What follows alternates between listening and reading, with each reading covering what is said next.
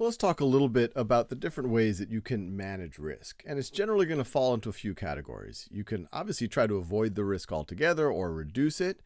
You could say, all right, that risk is there, and I'm going to retain the risk, and then how can I manage that? Or you can actually transfer that risk to someone else, and we're going to talk about all of those. So let's just pick a particular type of risk.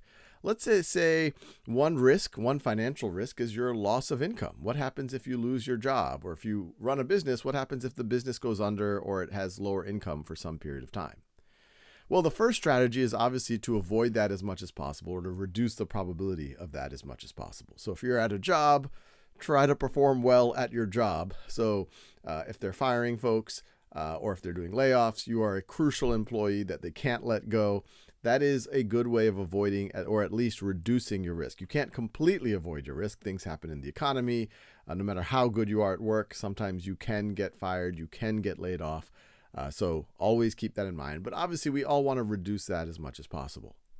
Now, that risk is there. You're not going to be able to completely get it. So to some degree, you are going to retain some of that financial risk. And if you're taking that financial risk on, as we've talked about in other videos, one of the best ways to protect yourself is by saving money. And I would say a combination, saving money and living below your means, or having a very quick way of being able to live below your means if by chance you were to lose your income.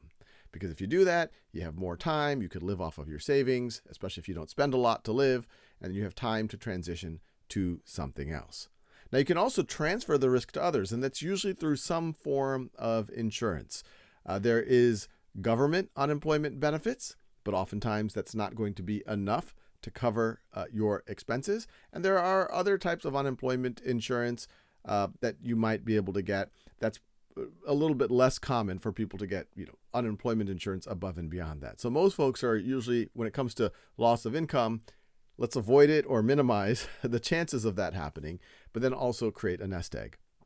There's other forms of risk that we've talked about, like liability. What happens if someone sues you because there's a car accident and you're at fault, or at least the judge decides that you're at fault, and then you owe them a lot of money in a lawsuit?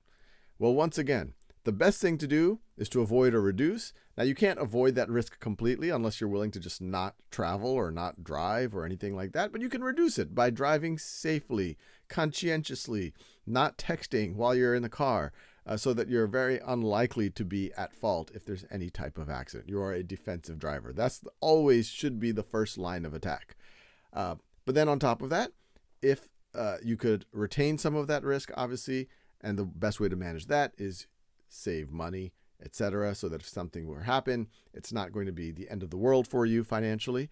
And what many folks do for that type of risk, and sometimes by law, in fact, many states, you have to have liability insurance. And so then you are paying an insurance company to transfer some or a lot of that risk of liability. It's usually capped to some amount to an insurance company. And I recommend that as well, especially for things like liability. Once again, just always have that in mind. Okay, what are my risks? Where can I completely avoid them? Usually you can't completely avoid them, but you can at least minimize them a little bit or reduce them. And then above and beyond that, since those risks are hopefully just going to be reduced, but they're still there, how much do you take it on yourself? And to manage that, you probably need to have some savings. Or how much do you transfer to others? And that's probably paying someone to ensure that, hey, if that thing happened, that insurance company's got my back to a certain degree.